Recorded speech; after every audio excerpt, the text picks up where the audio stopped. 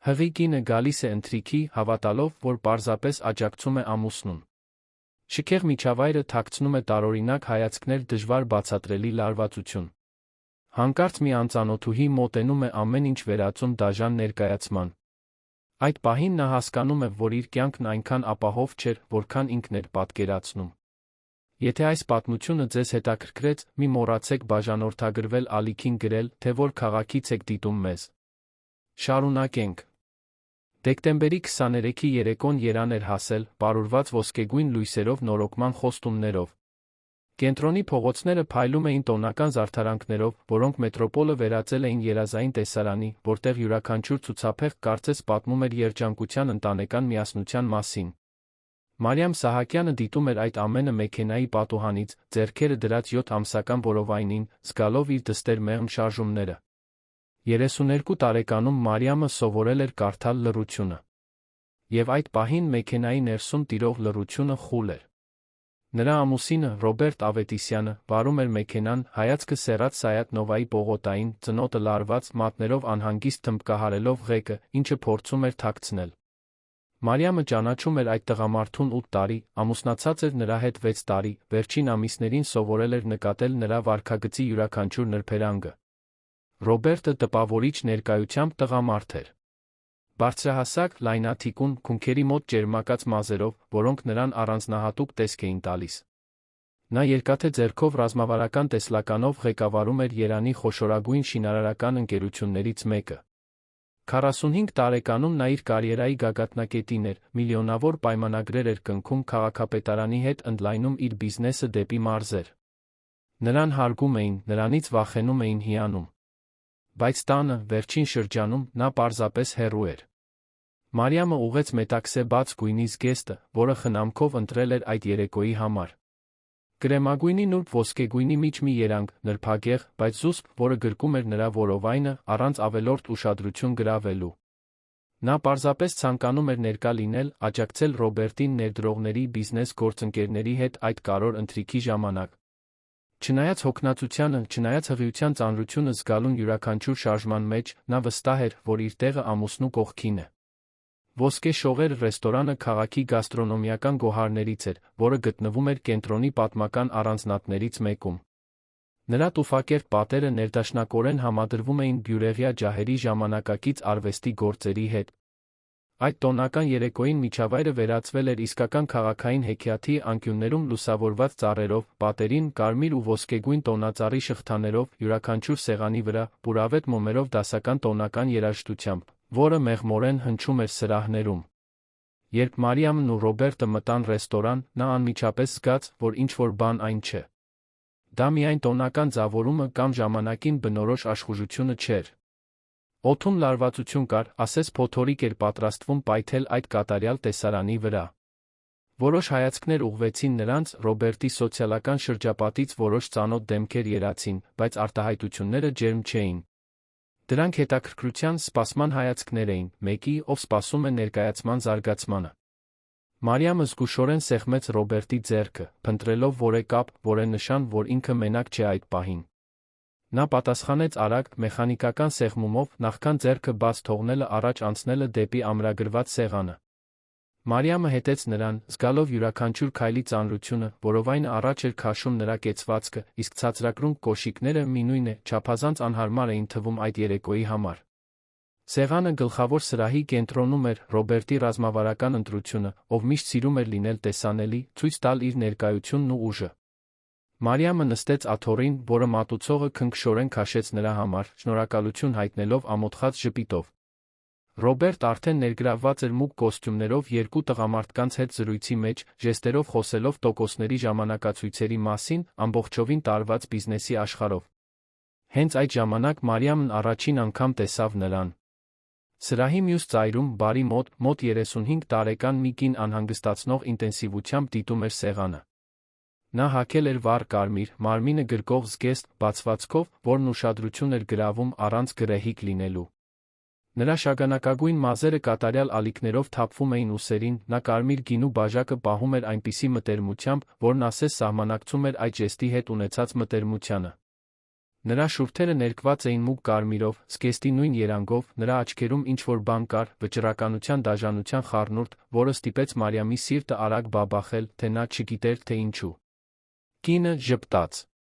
Դա ընկերական ժպիտ չէր։ Դա մեկի ժպիտ էր, ով գիտի մի բան, որը մյուսները չգիտեն, ով պատրաստվում է ռումբ պայթեցնել արդեն վայելում է սպասվող ավերածությունը։ Մարիամը շեղեց հայացքը, փորձելով կենտրոնանալ ճաշացանկի վրա, որը մատուցողը թողել էր իր առջ։ Տառերը կարծես պարում էին էջի վրա, սիրտը անկանոն էր բաբախում, ստամոքսում տհաճ զգացողություն էր առաջանում։ Նա ձեռքը դրեց որովայնին, զգալով երեխայի շարժումը, խորը շունչ քաշեց, փորձելով հանդարտվել։ Դա պարզապես հուզմունք է, մտածեց նա։ Հղիությունը նրան դարձրել էր ավելի զգայուն, ավելի էմոցիոնալ, ավելի հակված հայացքներն ու լռությունը չափազանցված մեկնաբանելուն։ Բայց հետո կինը սկսեց քայլել։ Նա անցավ սրահը հաստատուն հաշվարկված քայլերով, գինու բաժակը մեղմորեն օրորվում էր ձեռքում։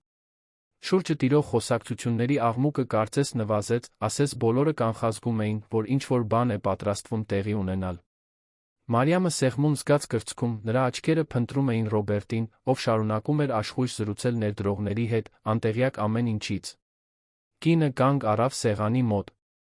Նրա օծանելիքը ինտենսիվ էր, ծաղիկների համեմունքների թունդ բույր, որը ներխուժեց Մարիամի անձնական տարածք։ Մի քանի վայրկյան նա պարզապես կանգնած էր այնտեղ, դիտելով տեսարանը, ինչպես մեկը, ով գնահատում է նկարը պատկերասրահում։ Հետո, վերջապես, խոսեց։ Ձայնը մեղմ էր, գրեթե մեղեդային, բայց լցված թույնով։ Նա դիմեց Մարիամին կեղծ մտերմությամբ, ասես նրանք հին ծանոթներ լինեին պատահական հանդիպման ժամանակ։ Հարցրեց, թե ինչպես է անցնում հղիությունը, տղա է, թե աղջիկ, երբ է լինելու ծննդաբերությունը։ Արտաքուստ անմեղ հարցեր, բայց ասված այնպիսի տոնով, որ յուրաքանչյուր բառ վերածվում էր փշի։ Մարիամը փորձեց պատասխանել քաղաքավարի, ձայնը դողում էր, անվստահ։ Ասաց, որ ամեն ինչ լավ է, որ աղջիկ է լինելու, որ ծննդաբերությունը նախատեսված է փետրվարին։ Կինը գլխով արեց, ժպիտը լայնացավ, հետո մեկնաբանություն արեց այն մասին, թե որքան դժվար պետք է լինի հղի լինել տարվա այս եղանակին, այսքան անհանգստությամբ ապագայի հանդեպ այսքան մեծ սպասումներով։ Հենց այդ պահին Ռոբերտը վերջապես նկատեց նրա ներկայությունը։ Մարիամը տեսավ, թե ինչպես փոխվեց ամուսնու դեմքի արտահայտությունը, դեմքը վայրկյանապես գունատվեց, նախքան նա կվերականգներ հանգստությունը։ Նա կտրուկ վեր կացավ, աթոռը ջռած փայտե հատակին, փորձեց միջամտել։ Նրա ձայնը վերահսկվող էր, բայց կար թաքնված լարվածություն, երբ նա խնդրեց կնոջը հեռանալ, ասելով, որ սա ոչ պահն է, ոչ էլ տեղը։ Կինը ծիծաղեց։ Դա ցածր, մտերիմ ծիծաղ էր, լի ենթատեքստերով։ Նա նայեց Ռոբերտին այնպիսի մտերմությամբ, որից Մարիամի արյունը սառեց։ Այնտեղ պատմություն կար, այնտեղ ընդհանուր հիշողություններ կային, այնտեղ մի կապ կար, որը Մարիամը չէր կարողանում անվանել, բայց զգում էր իր էության յուրաքանչյուր թելով։ Եվ հետո առանց զգուշացման, առանց որե արձագանքի ժամանակ տալու, կինը շրջեց բաժակը։ Կարմիր գինին հոսեց Մարիամի բաց գույնի զգեստի վրայով, ներկելով մետաքսը մուգ կարմիր երանգներով, որոնք տարածվում էին արյան պես։ Հեղուկը սառն էր, նույնիսկ սառցե, Մարիամը զգաց, թե ինչպես շոկը անցավ իր ամբողջ մարմնով։ Նրա ձեռքերը բնազդաբար թռան դեպի որովայնը, պաշտպանելով երեխային, մինչդեռ գինին շարունակում էր հոսել, ներկելով նրա ոտքերը, կաթալով մարմարե հատակին ծանր կաթիլներով, որոնք արձագանքում էին ռեստորանում տիրող հանկարծակի լռության մեջ։ Պատառաքաղները օդում կախված մնացին։ Խոսակցությունները դադարեցին։ Բոլորի աչքերը ուղղվեցին այդ սյուրռեալիստական տեսարանին, կարմիր գինով ծածկված հղի կնոջ այդ անհանգստացնող պատկերին, մյուս կնոջը, ով դեռ պահում էր դատարկ բաժակը, շուրթերին գոհունակ ժպիտով։ Մարիամը չէր կարողանում շարժվել։ Շոկը կաթվածահար էր արել նրան, ամոթը այրում էր այտերը, արցունքները սպառնում էին հորթել, բայց զսպվում էին զուտ հպարտությունից։ Նա նայեց Ռոբերտին, սպասելով, լռելյան աղերսելով որե արձագանքի, որե պաշտպանության, որե նշանի, որ նա իր կողմից է։ Բայց այն, ինչ հաջորդեց, ավելի վատ էր, քան ցանկացած լռություն։ Ռոբերտը մոտեցավ նրան, բայց ոչ թե մխիթարելու համար։ Նրա ձայնը ցածր էր, հրատապ, ջղայնացած։ Նա ասաց, որ Մարիամը չափազանցնում է, որ դա պարզապես պատահար էր, որ կինը սայթաքել էր բաժակը սահել էր ձեռքից։ Խնդրեց Մարիամին տեսարան չսարքել, չփչացնել այդ կարոր երեկոն, ավելորդ ուշադրություն չգրավել։ Յուրաքանչյուր բառ դաշույնի հարված էր։ Մարիամը նայում էր այն տղամարդուն, ում հետ ամուսնացել էր, այն տղամարդուն, ով երդվել էր պաշտպանել հարգել իրեն, տեսնում էր մի օտարի։ Մի օտարի, ով ընտրում էր հեղինակությունը իր կնոջ արժանապատվության փոխարեն, ով ընտրում էր սոցիալական հարմարավետությունը ճշմարտության փոխարեն, ով ընտրում էր ցանկացած բան, բայց ոչ իրեն։ Կարմիր զգեստով կինը մի քանի քայլ հետ գնաց, դիտելով տեսարանը հազիվ թաքցրած գոհունակությամբ։ Հետո նա նորից սկսեց խոսել, այս անգամ այլս նրբություն չկար։ Նա հիշատակեց գաղտնի ընթրիքներ, չբացատրված ճամփորդություններ, գիշերային հաղորդագրություններ։ Նա խոսեց խոստումների մասին, որոնք Ռոբերտը տվել էր իրեն, ապագայի պլանների մասին, որոնք չէին ներառում հղի կնոջը, մի զուգահեռ կյանքի մասին, որը կառուցվել էր այն ժամանակ, երբ Մարիամը պատրաստում էր երեխայի սենյակը։ Ամբողջ ռեստորանը դրա ականատեսն էր։ Մարիամը զգում էր հայացքները որպես կրակ իր մաշկի վրա։ Ոմանք խղճահարություն էին ցուցաբերում, ուրիշները դատապարտում, ոմանք էլ պարզապես հիվանդագին հետաքրքրություն։ Նա տեսնում էր, թե ինչպես են հեռախոսները զգուշորեն ուղղվում իր կողմը, գիտեր, որ այդ պահը ձայնագրվում է, որ այն կդառնա բամբասանք, որը կքննարկվի Երանի սոցիալական շրջանակներում հաջորդ օրերին։ Ռոբերտը փորձում էր վերահսկել իրավիճակը, ձայնը գնալով բարձրանում էր, դառնում ավելի սպառնալից։ Նա մեղադրում էր կնոջը հարբած լինելու մեջ, պատմություններ հորինելու մեջ, իր հեղինակությունը փչացնելու փորձի մեջ։ Բայց նրա բառերը դատարկ էին հնչում, հուսահատ, ինչպես մեկի բառերը, ով գիտի, որ ճշմարտությունը պատրաստվում է պայթել այն կանգնեցնելուց չկա։ Այդ ժամանակ կինը պայուսակից հանեց հեռախոսը, սկսեց ցույց տալ հաղորդագրությունները։ Մարիամը չէր կարողանում տեսնել էկրանը իր տեղից, բայց տեսնում էր մոտ կանգնածների դեմքերի փոփոխությունը, տեսնում էր աճող անհանգստությունը, տեսնում էր, թե ինչպես է ճշմարտությունը վիրուսի պես տարածվում միջավայրում։ Եվ հետո եկավ գինու երկրորդ բաժակը։ Այս անգամ հնարավոր չէր դա պատահար անվանել։ Կինը բարում լցրեց մեկ բաժակ, վերադարձավ վճռական քայլերով պարունակությունը լցրեց ուղիղ Մարիամի դեմքին։ Հեղուկը լցվեց նրա աչքերի մեջ, այրեց, ստիպեց նրան մի վայրկյան կորցնել հավասարակշռությունը, մինչ նա փորձում էր մաքրել դեմքը դողացող ձեռքերով։ Մարիամը քիչ էր մնում վայր ընկներ։ Նա բռնվեց սեղանից, ոտքերը դողում էին, ծանր որովայնը խախտում էր նրա հավասարակշռության կենտրոնը։ Խուճապը պատեց նրան, ոչ թե իր, այլ երեխայի համար։ Իսկ եթե երեխայի հետ ինչ-որ բան պատահի։ Իսկ եթե այդ սթրեսը, այդ բռնությունը, այդ տրավման ազդեն իր ներսում եղած անմեղ էակի վրա։ Այդ պահին ինչ-որ մեկը գոռաց։ Ռեստորանի ինչ-որ անկյունից մի կնոջ ձայն ասաց, որ սա անընդունելի է, որ ինչ-որ մեկը պետք է մի բան անի։ Մի մատուցող մոտեցավ, անձեռոցիկներ առաջարկելով, դեմքին տագնապած արտահայտություն։ Մի մենեջեր հայտնվեց ոչ մի տեղից, փորձելով հասկանալ, թե ինչ է կատարվում։ Բայց նախքան որ իրական քայլ կձեռնարկվեր, ռեստորանի դռները բացվեցին։ Եվ Մարիամը տեսավ իր եղբորը։ Հավանում եք այս պատմությունը։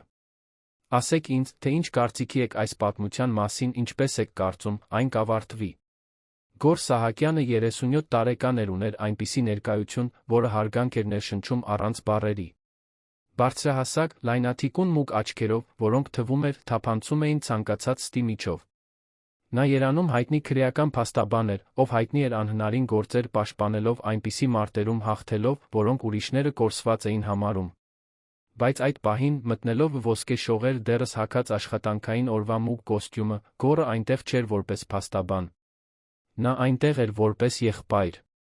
Նա ժամեր առաջ Մարիամից տարօրինակ հաղորդագրություն էր ստացել Ռոբերտի հետ կարոր ընթրիքի ժամանակ բարոյական աջակցության կարիք ունենալու մասին։ Մարիամը երբեք օգնություն չէր խնդրում։ Մանկուց նա եղել էր հնազանդ դուստրը, նվիրված կինը, այն կինը, ով ուրիշների կարիքները վեր էր դասում իր սեփականից։ Այնպես որ, երբ նա ուղարկեց այդ հաղորդագրությունը, Գորը զգաց, որ ինչ-որ բան այն չէ։ Նա չեղարկեց հանդիպումը, նստեց մեքենան, քշեց դեպի ռեստորան։ Հիմա, կանգնած գլխավոր սրահի մուտքի մոտ, նա տեսնում էր իր քրոջը, կարմիր գինով ծածկված, դողացող, ձեռքերով որովայնը պաշտպանող, մինչդեռ կարմիր զգեստով մի կին նրան դիտում էր դաժան ժպիտով, իսկ Ռոբերտը փորձում էր նվազեցնել իրավիճակի լրջությունը, ասես դա պարզապես սոցիալական անհարմարություն լիներ։ Լռությունը, որ տիրեց Գորի մտնելուն պես, տարբերվում էր նախորդից։ Դա մեկի լռությունն էր, ով ճանաչում է հեղինակությունը, ով գիտի, որ ամեն ինչ հենց նոր փոխեց ուղղությունը։ Նա հաստատուն քայլերով քայլեց դեպի սեղանը, աչքերը սեռած Մարիամին, գնահատելով տեսարանի յուրաքանչյուր մանրուք։ Փչացած զգեստը, արցունքներով գինով ներկված դեմքը, ցավի նվաստացման արտահայտությունը, որը նա փորձում էր թաքցնել, բայց որը գոռը ճանաչում էր դեռ մանկությունից։ Մարիամը նայեց եղբորը, նրա ներսում ինչ-որ բան կոտրվեց։ Այլս պետք չէր ուժեղ լինել։ Այլս պետք չէր ձացնել, թե ամեն ինչ լավ է։ Գոռը այնտեղ էր, դա նշանակում էր, որ նա այլս մենակ չէ։ Գոռը մոտեցավ նրան, լիովին անտեսելով Ռոբերտին կարմիրով կնոջը։ Նրա ձայնը մեղմ էր, երբ հարցրեց, արդյոք նա լավ է, արդյոք երեխան լավ է։ Մարիամը գլխով արեց, չկարողանալով խոսել, արցունքները վերջապես ազատորեն հոսում էին դեմքով։ Նա հանեց իր պիջակը դրեց քրոջ ուսերին, ծածկելով գինու բծերը, վերադարձնելով նրան որոշակի արժանապատվություն։ Այդ ժամանակ, միայն այդ ժամանակ, գոռը շրջվեց դեպի Ռոբերտը։ Երկու տղամարդիկ լռության մեջ չափեցին միմյանց։ Ռոբերտը ավելի մեծ էր, ուներ փող ազդեցություն, սովոր էր վերահսկել իրավիճակներն ու մարդկանց։ Բայց գոռը ուներ մի բան, որը փողով հնարավոր չէր գնել, ազնվություն մարդկանց կարդալու ունակություն, որը ձեռք էր բերել տարիներ շարունակ դատարաններում պրոֆեսիոնալ ստախոսների հետ գործ ունենալով։ Ռոբերտը փորձեց նախաձեռնությունը վերցնել, ասելով, որ ամեն ինչ պարզապես թյուրիմացություն է, որ իրավիճակը սխալ է մեկնաբանվել, որ գոռը կարիք չուներ այստեղ գալու։ Նրա ձայնն ուներ այն վերամբարձ տոնը, որով խոսում են մեկի հետ, ում համարում են ստորադաս, ով հավատում է, որ կարող է գնել կամ վախեցնել ցանկացածին։ Գոռը անմիջապես չպատասխանեց։ Փոխարենը նա նայեց ռեստորանի շուրջը, նկատելով ռազմավարականորեն տեղադրված անվտանգության տեսախցիկները, աշխատակիցներին, ովքեր անհանգիստ հետում էին տեսարանին, հաճախորդներին, ովքեր ծածնում էին, թե ուշադրություն չեն դարձնում, բայց ակնհայտորեն կլանում էին յուրաքանչյուր բառ։ Հետո նա նայեց կարմիր զգեստով կնոջը, ով դեռ պահում էր դատարկ բաժակը, գոհունակ հայացքով։ Այդ ժամանակ գոռը տվեց այն հարցը, որը կփոխեր ամեն ինչ։ Նա անհանգստացնող հանգստությամբ հարցրեց, թե արդյոք ներկաներից որը մեկը ձայնագրել է կատարվածը։ Մի պահ տատանում եղավ, հետո 3 հոգի զգուշորեն բարձրացրին իրենց հեռախոսները։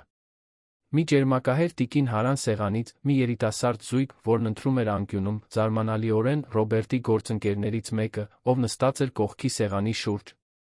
Ռոբերտը գունատվեց։ Կարմիրով կինը կորցրեց իր գոռոզ փայլը։ Գոռը քաղաքավարի խնդրեց, որ տեսանյութերն ուղարկեն իր էլեկտրոնային փոստին, մարդիկ անմիջապես համաձայնեցին։ Մի քանի րոպեի ընթացքում նա ուներ կատարվածի 3 տարբեր դիտանկյուններ, հարձակման, հանրային նվաստացման անփութության անհերքելի ապացույցներ։ Բայց գոռը դեռ չէր ավարտել։ Նա շրջվեց դեպի ռեստորանի մենեջերը, ով հեռվից տագնապած հետում էր ամեն ինչին, պահանջեց մուտք դեպի անվտանգության տեսախցիկների ձայնագրությունները։ Մենեջերը տատանվեց, նայելով Ռոբերտին, ով մշտական ազդեցիկ հաճախորդ էր։ Գոռը օրենքը իմացողի հեղինակությամբ բացատրեց, որ դա ֆիզիկական հարձակում է եղել հղի կնոջ նկատմամբ, որ պատկերները կարող են պահանջվել դատական կարգով, եթե անհրաժեշտ լինի։ Մենեջերը համաձայնեց տրամադրել ձայնագրությունները։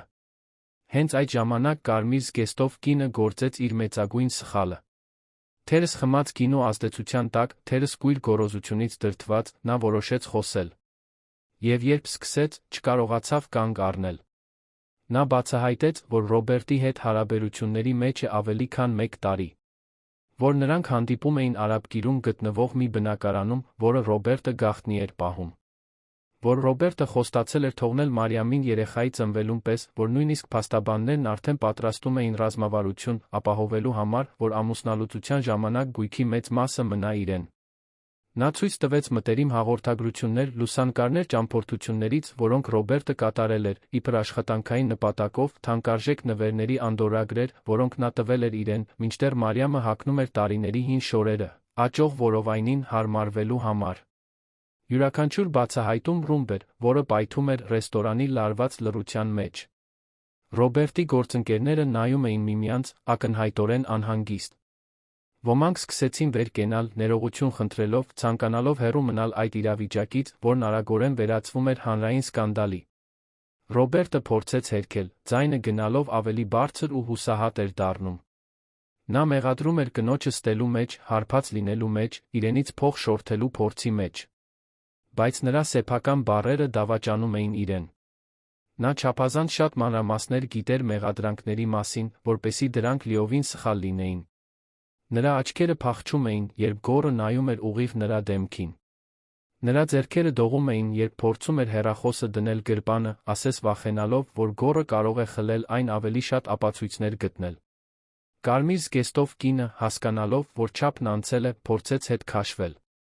Բայց հիմա նա նույնպես գոռի վերլուծական հայացքի տակ էր, ով հարցրեց նրա լրիվ անունը, աշխատավայրը։ Նա տատանվեց, այդ տատանման մեջ ավելին բացահայտեց, քան նախատեսում էր։ Նա աշխատում էր որպես հաճախորդների սպասարկման մենեջեր այն բանկում, որտեղ Ռոբերտը պահում էր շինարարական ընկերության հաշիվները։ Նա ուներ արտոնյալ հասանելիություն ֆինանսական տեղեկատվությանը։ Նա ուներ նրա բիզնեսի ներքին տեղեկատվությունը։ Գոռը մտքում նշեց յուրաքանչյուր մանրուք։ Որպես փաստաբան նա գիտեր, որ դա կարող էր դիտվել որպես շահերի բախում, բանկային գաղտնիքի խախտում, նույնիսկ խարդախություն, եթե Ռոբերտը օգտագործում էր արտոնյալ տեղեկատվությունը սեփական օգուտի համար։ Ստերի ցանցը քանդվում էր, որքան շատ էր նա քաշում թելը, այնքան ավելին էր բացահայտվում։ Մարիամը լռության մեջ հետում էր այդ ամենին, դեռ նստած, գոռի պիջակը ուսերին։ Նա զգում էր հույզերի այնպիսի խառնուրդ, որը գրեթե խեղդում էր նրան։ Ցավ, դավաճանության հաստատումից, բարկություն, նվաստացման համար, վախ, անորոշ ապագայի հանդեպ, բայց նա, զարմանալիորեն, թեթության սկիզբ։ Ճշմարտությունը, որքան էլ ցավոտ լիներ, ազատագրող էր։ Նա գիժ չէր։ Նա չէր չափազանցնում։ Նա չափազանց զգայուն կամ անկայուն չէր հղիության պատճառով։ Այդ ամենը իրական էր, շոշափելի, ապացուցված։ Ռեստորանի աշխատակիցներից մեկը զգուշորեն մոտեցավ գոռին, ինչ-որ բան շշնջաց նրա ականջին։ Գոռը գլխով արեց, հետո դիմեց խմբին, տեղեկացնելով, որ մենեջերը հաստատել է, որ տեսախցիկները ձայնագրել են ամեն ինչ, ներառյալ գինով առաջին-երկրորդ հարձակումները։ Պատկերները հստակ ցույց էին տալիս, որ դա պատահար չէր, որ դա միտումնավոր էր, կանխամտածված։ Ռոբերտը այդ ժամանակ գործեց երեկոյի իր երկրորդ մեծ սխալը։ Ներողություն խնդրելու կամ որևէ տեսակի հաշտության փորձ անելու փոխարեն, նա անցավ սպառնալիքների։ Նրա ձայնը դարձավ սառը, հաշվարկված, ցույց տալով այն կողմը, որը նա սովորաբար պահում էր դժվար բանակցությունների համար։ Նա ասաց, որ գոռը խառնվում է այնպիսի գործերի մեջ, որոնք իրեն չեն վերաբերում, որ դա ամուսնու կնոջ միջ է, որ ինքն ունի բավարար ռեսուրսներ կապեր, ցանկացածի կյանքը շատ դժվարացնելու համար։ Նա շրջվեց դեպի Մարիամը, նրա հաջորդ բառերը հնչեցին այնպիսի դաժանությամբ, որ ռեստորանում շատերը հետ քաշվեցին։ Նա ասաց, որ տունը, որտեղ նա ապրում էր, իր անունով է, որ մեքենաներն իրենն են, որ համատեղ բանկային հաշիվը կարող է սառեցվել մեկ հեռախոսազանգով։ Ասաց, որ նա չունի աշխատանք, չունի սեփական եկամուտ, որ ամբողջովին կախված է իրենից։ Ակնարկեց, որ եթե նա փորձի խնդիրներ ստեղծել, ինքը կապահովի, որ նա ոչ մի լումա չստանա, որ կպայքարի երեխայի խնամակալության համար, պնդելով, որ նա էմոցիոնալ առումով անկայուն է։ Ամբողջ ռեստորանը կարծես դադարեց շնչել։ Նույնիսկ սկուտեղներով շրջող մատուցողները քարացել էին տեղում։ Դա անցել էր ընդունելիի բոլոր սահմանները։ Դա այլս դավաճանության կամ բարդ հարաբերությունների մասին չէր։ Դա ուժի, վերահսկողության չարաշահման մասին էր։ Գոռը մի քայլ առաջ եկավ, կանգնելով Ռոբերտի Մարիամի միջ։ Նրա ձայնը ցածր էր, բայց դրա մեջ կար անսասան հաստատակամություն, երբ նա խոսեց։ Նա ասաց, որ Ռոբերտը հենց նոր շատ լուրջ սխալ գործեց, հրապարակային սպառնալիքներ հնչեցնելով հղի կնոջ հասցեին, որ այդ ամենը ձայնագրվում է, վկայակոչվում, փաստաթղթավորվում, որ խոցելի վիճակում գտնվող կնոջ դեմ տնտեսական հոգեբանական բռնության սպառնալիքները հանցագործություն են, որ ինքը, որպես փաստաբան, կապահովի, որ յուրաքանչյուր բառ օգտագործվի դատական գործընթացում։ Բայց հետո Գոռը մի անսպասելի բան արեց։ Նա չշարունակեց սպառնալիքներով կամ հակահարվածներով։ Փոխարենը նա կռացավ Մարիամի կողքին, մեղմորեն հարցրեց, թե ինչ է նա ուզում անել։ Ոչ թե այն, ինչ ինքն էր կարծում, թե նա պետք է անի, ոչ թե այն, ինչը ռազմավարական առումով ավելի լավ կլիներ, այլ այն, ինչ նա, Մարիամը, ուզում էր այդ պահին։ Մարիամը նայեց եղբորը, այն տղամարդուն, ով միշտ եղել էր իր համար ազնվության օրինակ, հետո նայեց Ռոբերտին, ամուսնուն, ով խոստացել էր սիրել ու հարգել իրեն, ով հիմա սպառնում էր իրեն հանրության առջ։ Նա զգաց երեխայի շարժումը իր ներսում, ասես նա նույնպես պատասխանի էր սպասում։ Եվ երկար ժամանակ անց առաջին անգամ Մարիամը որոշեց լսել ինքն իրեն։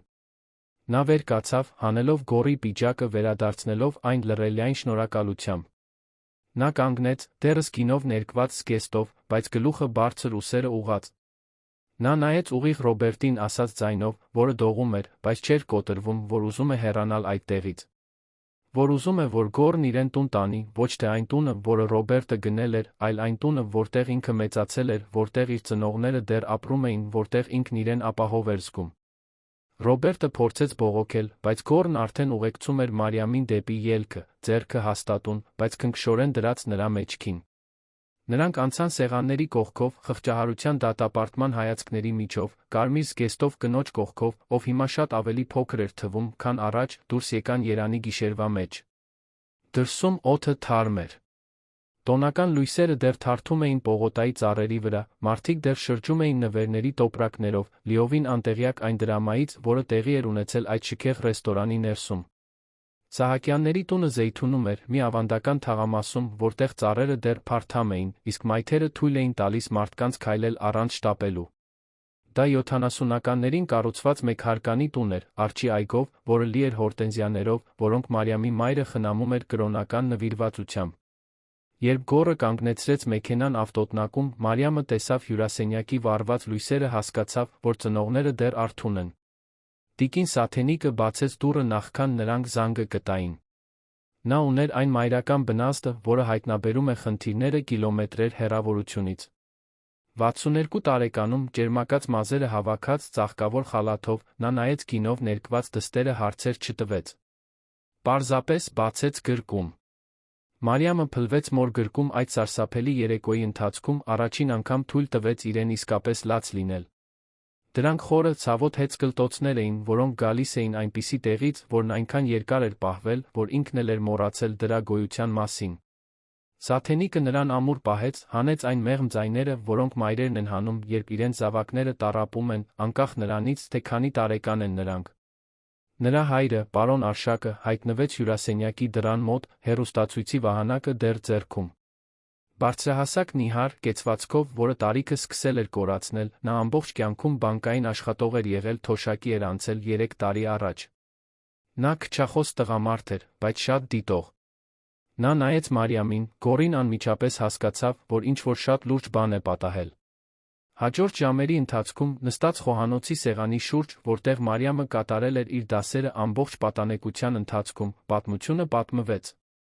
Գորը վերցրեց պատմելու դերը, խնայելով քրոջը յուրաքանչյուր մանրուք վերապրելուց, բայց Մարիամը լրացնում էր, երբ անհրաժեշտ էր, նրա ձայնը գնալով ավելի հաստատուն էր դառնում յուրաքանչյուր բառի հետ։ Սաթենիկը պահում էր դստեր ձեռքը, ժամանակ առ ժամանակ սեղմելով, մինչդեռ Արշակը լսում էր լռության մեջ, նրա դեմքը գնալով ավելի լուրջ էր դառնում։ Երբ Գորը ավարտեց պատմելը, ցույց տալով նա էլեկտրոնային փոստով ստացված տեսանյութերից մի քանիսը, Արշակը վեր կացավ աթոռից։ Նա քայլեց դեպի խոհանոցի պատուհանը, մի քանի րոպե նայեց մութ այգուն, հետո շրջվեց դեպի ընտանիքը։ Նրա ձայնը հանգիստ էր, բավականին հաստատուն։ Նա ասաց, որ Մարիամը կմնա այնտեղ այնքան ժամանակ, որքան անհրաժեշտ կլինի։ Որ նրա սենյակը երբեք չի դադարել իրենը լինելուց, որ դա միշտ կլինի իր տունը։ Որ նա պետք չէ ոչ մի բանից վախենա, որովհետև քանի դեռ ինքը ողջ է, ոչ մի չարիք չի մոտենա ոչ իրեն, ոչ էլ երեխային։ Դրանք պարզ բառեր էին, ասված առանց դրամայի, բայց լցված այնպիսի խորը սիրով, որ Մարիամը զգաց, թե ինչպես է սիրտը լցվում երախտագիտությամբ։ Սաթենիկն արդեն գործի էր անցել, պատրաստելով սենյակը, առանձնացնելով մաքուր սրբիչներ, տաքացնելով մեղրով կաթ, որովհետև միշտ հավատացել էր, որ դա հանգստացնում է նյարդերը։ Գորը մնաց 1 ժամ, հոր հետ քննարկելով իրավական ռազմավարությունները, մինչդեռ Մարիամը երկար տաք լոգանք ընդունեց, թույլ տալով, որ ջուրը լվանա ոչ միայն գինին, այլ նվաստացումը, վախը, ցավը։ Երբ վերջապես պառկեց իր պատանեկության սենյակի միայնակ մահճակալին, որը դեռ զարդարված էր հին պաստառներով, գրքերով լի դարակով, Մարիամը մի տարօրինակ բան զգաց։ Դա խաղաղություն չէր, որովհետև ցավը դեռ շատ կենդանի էր բաբախող։ Բայց դա մի տեսակ թեթություն էր, ասես մի հսկայական ծանրություն վերցրել էին իր ուսերից։ Տարիներ շարունակ առաջին անգամ նա կարիք չուներ ձացնելու, թե ամեն ինչ լավ է։ Կարիք չուներ ժպտալու, երբ ուզում էր լաց լինել։ Կարիք չուներ ուժեղ լինելու, երբ իրեն կոտրված էր զգում։ Երեխան շարժվեց նրա ներսում, Մարիամը։ Ձեռքերը դրեց որովայնին։ Նա մի խոստում շշնջաց դստերը, ով դեռ չէր ծնվել։ Խոստացավ, որ ամեն ինչ այլ կերպ կլինի։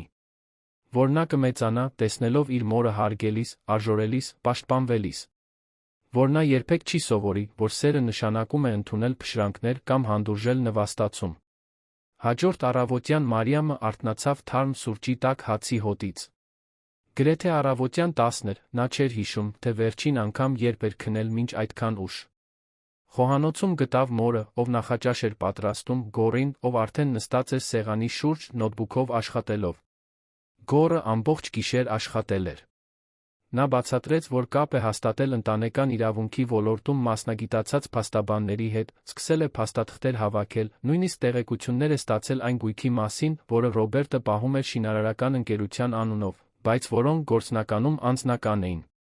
Նա հայտնաբերել էր, որ Արաբկիրի բնակարանը գրանցված էր որպես ընկերության սեփականություն, բայց օգտագործվում էր բացառապես Ռոբերտի կողմից։ Կար նա մի առանձնատուն սանի ափին մի ներկրված մեքենա, որոնք չկային որպես համատեղ գույք, բայց ձեռք էին բերվել ամուսնության ընթացքում։ Մարիամը լսում էր այդ ամենը զարմանքի տխրության խառնուրդով։ Նա այնքան միամիտ էր եղել, այնքան վստահող։ Ռոբերտը միշտ հոգ էր տանում ֆինանսների, սեփականությունների, ներդրումների մասին։ Նա ստորագրում էր այն ամենը, ինչ նա խնդրում էր, վստահում էր նրա որոշումներին, երբեք հարցեր չէր տալիս։ Հիմա հասկանում էր, որ այդ կույր վստահությունը թակարդ էր եղել։ Գորը հետո ցույց տվեց մի բան, որը փոխեց Մարիամի դեմքի արտահայտությունը։ Նա կարողացել էր այն բանկի իր կոնտակտների միջոցով, որտեղ աշխատում էր կարմիր զգեստով կինը, տեղեկություններ ստանալ կասկածելի շարժերի մասին։ Ռոբերտը զգալի գումարներ էր փոխանցել անձնական հաշիվներին վերջին 6 ամիսների ընթացքում, իբր ներդրումների համար, բայց որոնք չունեին փաստաթղթավորված եկամուտ։ Կային նա հաճախակի կանխիկացումներ այնպիսի գումարների չափով, որոնք անհատապես ուշադրություն չէին գրավում, բայց գումարային առումով մտահոգիչ թվեր էին կազմում։ Արշակը, ով տասնամյակներ շարունակ բանկում էր աշխատել, անմիջապես ճանաչեց ձեռագիրը։ Դա նման էր կապիտալի փախուստի նախապատրաստման, ամուսնալուծությունից առաջ գույքը թաքցնելու համար։ Ռոբերտը ամիսներ շարունակ, գուցե ավելի երկար, պատրաստվում էր Մարիամին առանց ոչնչի թողնելու։ Այն բարկությունը, որ Մարիամը զգաց այդ պահին, տարբերվում էր նախորդ գիշերվա ցավից։ Դա սառը, պարզ էներգիա տվող բարկություն էր։ Նա իր կյանքից 8 տարի էր տվել այդ տղամարդուն։ Թողել էր ճարտարապետի իր կարիերան, նրան աջակցելու համար։ Եղել էր կատարյալ տանտիրուհի հաճախորդների ներդրողների հետ անվերջ ընթրիքների ժամանակ։ Համաձայնել էր ապրել ընտանիքից հեռու, փոխել քաղաքը, երբ անհրաժեշտ էր, հարմարվել նրա կյանքի պահանջներին։ Եվ այդ ամենը այն ժամանակ, երբ նա ծրագրում էր դեն նետել իրեն, ասես ինքը մի իր լիներ, որն այլս պետք չէր։ Հենց այդ ժամանակ Մարիամի հեռախոսը սկսեց զանգել։ Ռոբերտն էր։ Նա նայեց էկրանին, տատանվելով, Գորը նշան արեց, որ պատասխանի, բայց բարձրախոսով։ Մարիամը պատասխանեց, ձայնը չեզոք էր։ Ռոբերտը փոխվել էր։ Այլս չկային սպառնալիքներ կամ սառնություն։ Նա հոգնած էր թվում, նույնիսկ զղջացած։ Նա ասաց, որ պետք է խոսեն, որ ամեն ինչ դուրս է եկել վերահսկողությունից, որ ինքը երբեք չի ցանկացել, որ հասնի այդ կետին։ Խնդրեց, որ նա տուն վերադառնա, խոստացավ, որ կխոսեն հանգիստ, առանց կռիվների, առանց մեղադրանքների։ Մարիամը նայեց Գորին, ով զգուշավոր հայացք ընդունեց։ Նա պատասխանեց Ռոբերտին, որ մտածելու ժամանակ է պետք, որ այդ օրը չի վերադառնա։ Ռոբերտը պնդեց, ձայնը մի փոքր ավելի լարված դարձավ։ Ասաց, որ տոնական օրեր են, որ նրա տեղը տանն է, որ պետք է պահպանել արտաքին տեսքը գոնե մինչ տոների ավարտը։ Մարիամը զգաց այդ բառերը որպես ապտակ։ Պահպանել արտաքին տեսքը։ Միշտ դրա մասին էր։ Երբեք այն մասին չէր, թե ինքն ինչ է զգում, ինչի կարիք ունի, ինչին է արժանի։ Դա այն մասին էր, թե ինչպես դա կազդի նրա իմիջի վրա, նրա հեղինակության վրա, նրա բիզնեսի վրա։ Նա անջատեց հեռախոսը, առանց այլս որևէ բան ասելու։ Եվ այդ պարզ ժեստի մեջ Մարիամը զգաց, որ արել է առաջին իրական քայլը դեպի սեփական ազատությունը։ Օրն անցավ լարվածության ջերմության տարօրինակ խառնուրդով։ Սաթենիկը պնդեց, որ Մարիամը հանգստանա, բայց նա չէր կարողանում տեղում նստել։ Օգնեց մորը պատրաստել տոնական ընթրիքը, ընտանիքի մի պարզ ավանդույթ, որը հսկայական կերպով հակադրվում էր այն շքեղ ընթրիքներին, որոնք նա սովոր էր կազմակերպել Ռոբերտի հետ կյանքում։ Մաքրեց կարտոֆիլը, համեմեց միսը, պատրաստեց աղցանները ճիշտ այնպես, ինչպես տատիկն էր սովորեցրել, երբ ինքը երեխա էր։ Այդ տնային գործերի մեջ ինչ-որ խորը բուժիչ բան կար։ Զբաղված ձեռքերը հանդարտեցնում էին անհանգիստ միտքը։ Պատրաստվող ուտելիքի հոտը բերում էր լավ հիշողություններ երջանիկ տոների մասին, մի ժամանակի մասին, երբ կյանքը թվում էր ավելի պարզ, իսկ սերը ավելի իսկական։ Գոռը ամբողջ օրը զբաղված էր, զանգեր էր անում, փաստաթղթեր էր հավաքում։ Նա հանդիպում էր նշանակել ամուսնալուծության բարդ գործերով մասնագիտացած փաստաբանի հետ։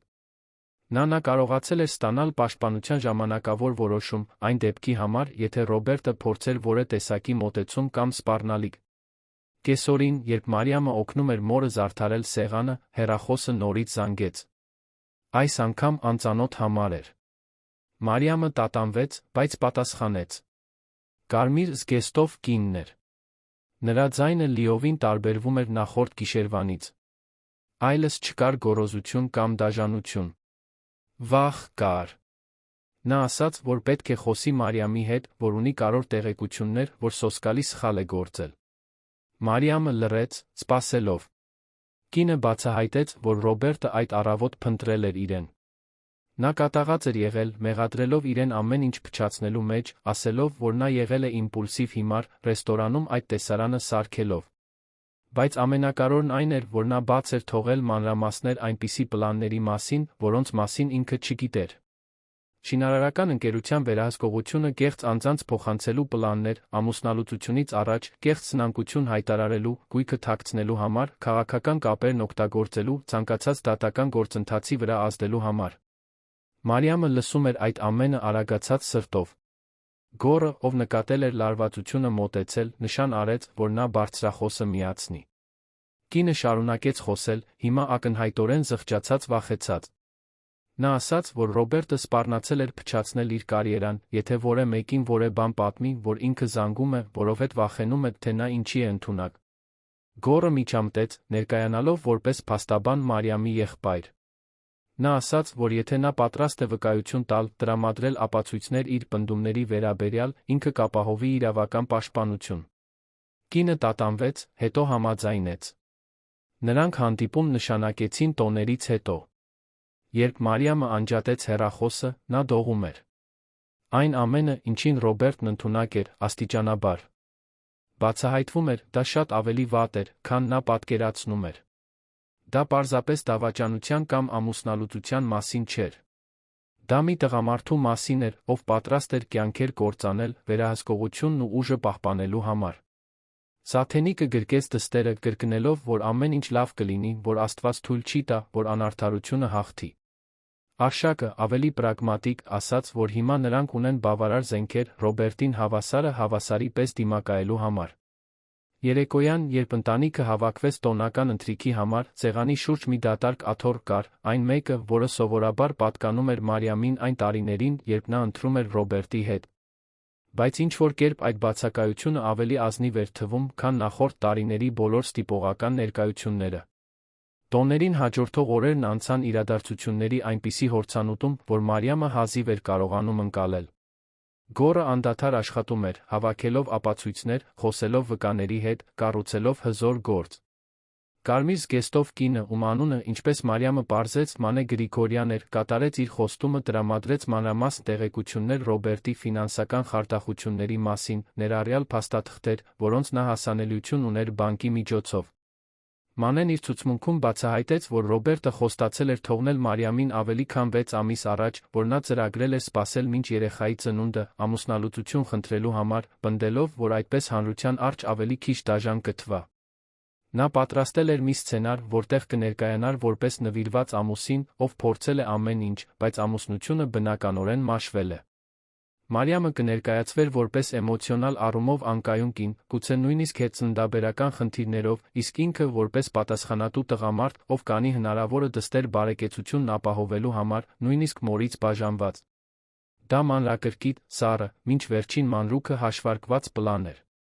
Եվ այն կաշխատեր, եթե Մանեն չկորցներ վերահսկողությունը ռեստորանում այդ գիշեր, եթե գոռը չհայտնվեր ճիշտ պահին, եթե տեսախցիկները չձայնագրեին ամեն ինչ։ Մարիամը գոռի հետաքննությունների միջոցով պարզեց, որ դա առաջին անգամը չէր, որ Ռոբերտը զուգահեռ հարաբերություններ ուներ։ 8 տարվա ամուսնության ընթացքում եղել էին առնվազն 2 այլ կանայք, երկուսն էլ այն ընկերությունների աշխատակիցներ, որոնք բիզնես էին անում շինարարական ընկերության հետ։ Ձեռագիրը միշտ նույնն էր, ապագայի խոստումներ, թանկարժեք նվերներ, կիսված գաղտնիքներ, հետո լքվածություն, երբ իրավիճակը սկսում էր բարդանալ կամ երբ հայտնվում էր մեկ ուրիշը, ավելի հետաքրքիր։ Բացահայտումը կործանարար էր։ Մարիամն իր ամբողջ կյանքը կառուցել էր ստի շուրջ։ Յուրաքանչյուր ծննդյան տոն, որ նշել էին, յուրաքանչյուր ճամփորդություն, որ կատարել էին, յուրաքանչյուր պահ, որ նա հավատացել էր, թե կառուցում է ամուր ապագա, պարզապես մի ճակատ էր, որը պահպանվում էր մի տղամարդու կողմից, ով ամուսնությունը տեսնում էր որպես սոցիալական հարմարավետություն, ոչ թե որպես իսկական հանձնառություն։ Բայց այդ ամբողջ ցավի մեջ Մարիամը սկսեց իր մեջ բացահայտել մի բան, որի գոյության մասին մոռացել էր։ Նա ուժ ուներ։ Ոչ թե լռելիայն դիմանալու, փշրանքներ ընդունելու, ուրիշների սպասումներին հարմարվելու համար իրեն փոքրացնելու ուժը, այլ ոչ ասելու, սահմաններ դնելու, արդարության համար պայքարելու ուժը։ Հունվարի սկզբին, երբ արդեն հղիության գրեթե 8-րդ ամսում էր, Մարիամը վերջին անգամ վերադարձավ այն տունը, որը կիսել էր Ռոբերտի հետ։ Ոչ թե մենակ, այլ Գորի, դատական կատարողի տեղափոխողների թիմի ուղեկցությամբ։ Դատական որոշումը նրան իրավունք էր տալիս վերցնել իր անձնական իրերը, այն իրերը, որոնք նա գնել կամ ստացել էր ամուսնության ընթացքում։ Ռոբերտն այնտեղ էր, իր սեփական փաստաբանի ուղեկցությամբ։ Նա փորձում էր պահպանել հանգստությունը, քաղաքակիրթ տեսքը, բայց Մարիամը տեսնում էր հազիվ զսպված բարկությունը նրա աչքերում։ Նա քայլեց տան մեջ որպես օտար, առաջին անգամ պարզ տեսնելով, թե որքան քիչ բան էր այդ տարածքից իրականում իրենը։ Դեկորը անդեմ էր, ընտրված թանկարժեք դիզայների կողմից։ Կահույքը գործնական էր, բայց առանց հոգու։ Չկային իր ընտանիքի լուսանկարները, չկային իր պատմությունը պատմող իրեր։ Նա հավաքեց իր հագուստը, գրքերը, արվեստի որոշ գործեր, որոնք գնել էր սեփական փողերով ամուսնությունից առաջ։ Վերցրեց երեխայի սենյակի բոլոր իրերը, յուրաքանչյուր առարկա ընտրված այնքան սիրով, հույսով։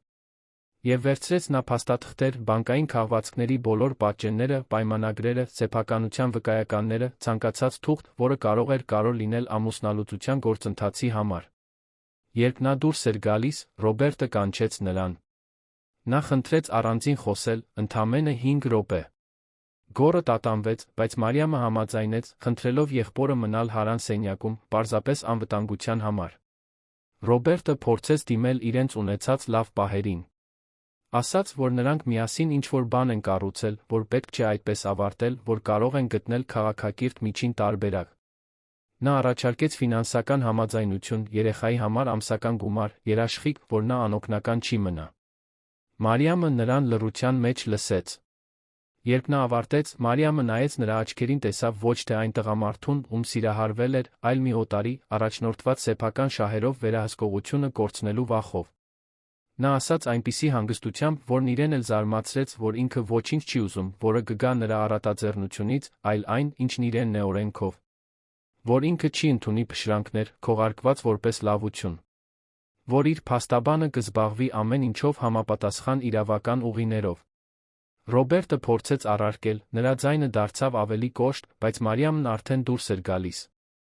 Նա հետ չնայեց, երբ վերջին անգամ անցավ դռնով։ Չզգաց կարոտ կամ զղջում։ Զգաց միայն մի հսկայական թեթություն, ասես վերջապես կարող էր շնչել առանց ստի ծանրության, որը ճնշում էր իր կուրծքը։ Հաջորդող շաբաթները ինտենսիվ էին։ Ամուսնալուծության գործընթացն արագ առաջ գնաց, խթանված Գորի հավաքած ծանրակշիռ ապացույցներով։ Ռոբերտը փորձեց բանակցել, փորձեց վախեցնել, փորձեց օգտագործել իր կապերը, գործի ընթացքի վրա ազդելու համար։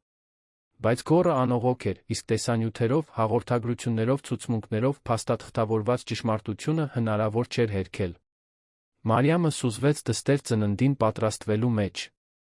Ծնողների տանը կահավորեց երեխայի սենյակը, մի փոքրիկ տարածք, բայց լի սիրով։ Սաթենիկը նրան ուղեկցում էր բժշկական այցերի, ծննդաբերության նախապատրաստական դասերի, վերջին անհրաժեշտ իրերի գնումների ժամանակ։ Արշակը սեփական ձեռքերով փայտե օրորոց պատրաստեց, ամբողջ կեսօրներն աշխատելով բակում, յուրաքանչյուր մեխված տախտակի մեջ դնելով պապիկի սերը, որն արդեն զգում էր թոռնիկի հանդեպ, ով շուտով պետք է գար։ Գորը գրեթե ամեն օր այցելում էր նրան, տեղեկացնելով գործի ընթացքի մասին, բայց նա պարզապես ներկա լինելու համար, նրա հետ մանկության հիշողությունների վրա ծիծաղելու համար, հիշեցնելու համար, թե ով էր նա նախքան Ռոբերտի հետ ամուսնության մեջ կորչելը։ Մարիամը նա վերադարձավ նկարելուն։ Նա ճարտարապետություն էր սովորել, տաղանդ ուներ տարածքներ ստեղծելու, բայց թողել էր ամեն ինչ Ռոբերտի կարիերային աջակցելու համար։ Հիմա, հղի բարդ ամուսնալուծության մեջ, նա վերցրեց մատիտն ու թուղթը նորից սկսեց նախագծեր գծել։ Դրանք մեծ գործեր չէին, պարզապես փոքրիկ տներ, հարմարավետ տարածքներ, վայրեր, որտեղ ընտանիքները կարող էին երջանիկ լինել։ Եվ յուրաքանչյուր գծագրի մեջ նա նորից բացահայտում էր իր մի մասնիկը։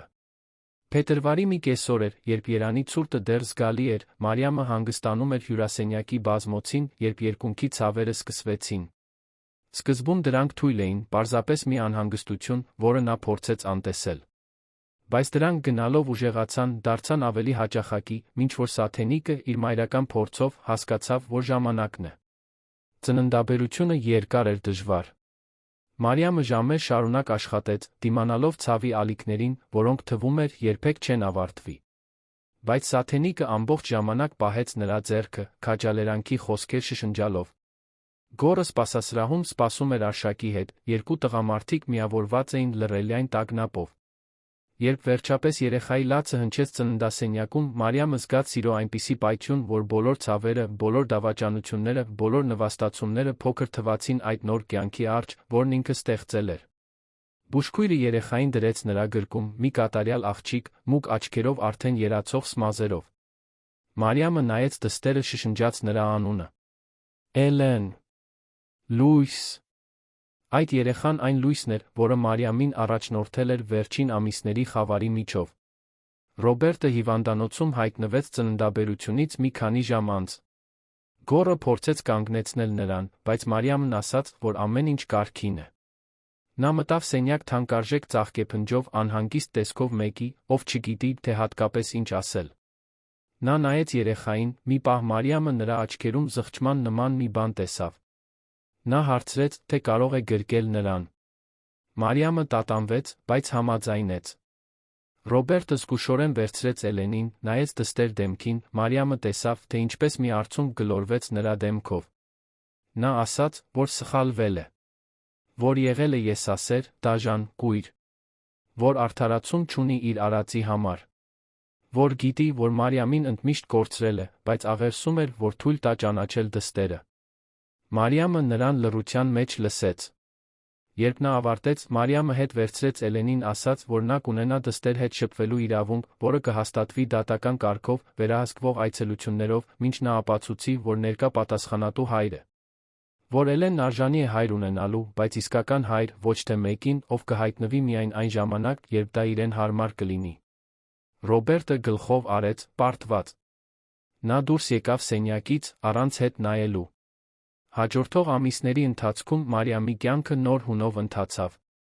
Ամուսնալուծությունն ավարտվեց գույքի արդար բաժանմամբ, շատ ավելի նպաստավոր իր համար, քան Ռոբերտը սկզբում պատկերացնում էր։ Նա ստացավ տան արժեքի կեսը, շինարարական ընկերության շահույթի մի տոկոսը, ամուսնության ժամանակաշրջանին համապատասխան, ալիմենտ Էլենի համար, որը կապահովեր նրա հարմարավետությունն ու որակյալ կրթությունը։ Բայց փողից ավելի կարևոր էր այն, ինչ Մարիամը վերադարձրեց իրեն։ Նա վերադարձավ ուսմանը, անցնելով ճարտարապետության վերապատրաստման դասընթացներ։ Սկսեց ընդունել փոքր նախագծեր, աշխատելով տանից, մինչ խնամում էր Էլենին։ Աստիճանաբար նա կառուցեց նոր կարիերա, նոր ինքնություն, որը կախված չէր ոչ մեկի կինը լինելուց։ Էլենը մեծանում էր առողջ երջանիկ, շրջապատված տատիկ-պապիկի, քեռի գոռի մի մոր սիրով, ով սովորել էր, որ ինքն իրեն սիրելը առաջին քայլն էր մեկ ուրիշին իսկապես սիրելու համար։ Ռոբերտը երկու շաբաթը մեկ այցելում էր դստերը, միշտ ճշտապահ, միշտ նվերներ բերելով։ Մանեի հետ հարաբերությունները ավարտվել էին ռեստորանի սկանդալից անմիջապես հետո, նա թվում էր, թե փորձում էր վերակառուցել իրեն, լինել ավելի լավ մարդ։ Մարիամը չարություն չէր պահում։ Նա սովորել էր, որ բարկություն կրելը նման է թույն խմելուն, սպասելով, որ մյուսը կհիվանդանա։ Նա ընտրել էր ներելը ոչ թե Ռոբերտի համար, այլ իր համար, որպեսզի կարողանա առաջ շարժվել առանց անցյալի ծանրության։ Հաջորդ տարվա դեկտեմբերին, երբ Էլենը դարձավ 10 ամսական, Մարիամը տոնական փոքրիկ հավաքույթ կազմակերպեց ծնողների տանը։ Դա պարզ էր, մտերիմ, միայն ընտանիքը։ Մինչ բոլորը տոնական երգեր էին երգում, իսկ Էլենը ծիծաղում էր, խաղալիքը թափահարելով, Մարիամը նայեց շուրջը խորը երախտագիտություն զգաց։ Նա կորցրել էր ամուսնությունը, արտաքին տեսքի կեղծ ապահովության կյանքը։ Բայց նա վերադարձրել էր ինքն իրեն։ Նա ստացել էր նորից սկսելու քաջությունը։ Նա ստացել էր պարզությունը, իմանալու համար, որ ինքը շատ ավելին է արժանի, քան այն փշրանքները, որոնք ընդունել էր այդքան երկար ժամանակ։ Տոնական լույսերը թարթում էին այն ծառի վրա, որն արշակը զարդարել էր Էլենին գրկած։ Սաթենիկը խոհանոցից ուտելիքի սկուտեղներ էր բերում, դեմքը լուսավորված երջանկությունից։ Գոռը խաղում էր քրոջ աղջկա հետ, ծամածրություններ անելով, որոնք ստիպում էին նրան բարձր ծիծաղել։ Մարիամը գրկեց Էլենին, համբուրեց դստեր փափուկ ճակատը մի խոստում շշնջաց։ Որ նա կմեծանա, տեսնելով իր մորը ուժեղ։ Որ նա կսովորի, որ իսկական սերը չի նսեմացնում, չի վերահսկում, չի նվաստացնում։ Որ նա միշտ կիմանա, որ իր մայրը անցել է կրակի միջով, ընտրել է ոչ միայն ողջ մնալ, այլ ծաղկել։ Դրսում երանը եռում էր իր բնորոշ էներգիայով։ Բայց այնտեղ, Զեյթունի այդ հասարակ տանը, խաղաղություն էր։ Իսկական սեր կար։ Նոր սկիզբ կար։ Եվ Մարիամը գիտեր, հոգու խորքում ունենալով այնպիսի վստահություն, որը գալիս էր հոգու խորքից, որ լավագույնը դեռ առջում է։ Պատմության ավարտ սիրելի ունկնդիրներ, հուսով ենք, որ Մարիամի Ռոբերտի պատմությունը դիպավ ձեր սրտին։ Եթե դուք հուզվեցիք Մարիամի հաղթահարման ճանապարհով, այն ուժով, որը նա գտավ նորից սկսելու համար նույնիսկ ամենադժվար պահերին, թողեք ձեր լայքը, բաժանորդագրվեք ալիքին մեկնաբանություններում պատմեք, թե ինչն ամենաշատը ձեզ տպավորեց այս պատմության մեջ։ Դուք ձեզ նույնացրիք որևէ կերպարի հետ։ Երբ անցել եք նմանատիպ իրավիճակի միջով։ Ամեն օր մենք բերում ենք նման ինտենսիվ պատմություններ, որոնք բացահայտում են մարդկային հոգու ամենախորը կողմերը, որոնք խոսում են սիրո, կորուստների, հաղթահարման նոր սկիզբների մասին։ Սպասում ենք ձեզ հաջորդ դրվագում, մեկ պատմությամբ, որը ձեզ կստիպի խորել կյանքի հարաբերությունների հույսը երբեք չկորցնելու կարողության մասին։